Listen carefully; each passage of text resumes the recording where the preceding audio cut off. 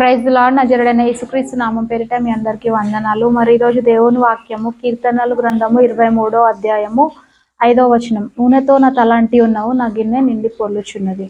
ఆమేన్. నూనెతో నా తల అంటి ఉన్నావు. మనల్ని అభిషేకించిన దేవుడు, మనల్ని అభిషేకించగానే మరి దేవుడు చేస్తున్న వాగ్దానం ఏంటంటే, మరి నూనెతో నా తల అంటి ఉన్నావు, నా గిన్నె నిండి పొర్లుచున్నది. మనం దేవునితో ఉన్నట్లయితే ఏ విషయంలో కూడా కొదువ ఉండదు. మరి దేవునితో మనం నడుస్తున్నట్లయితే ఏ విషయంలో కూడా మనం ఇబ్బంది పడనవసరం లేదు.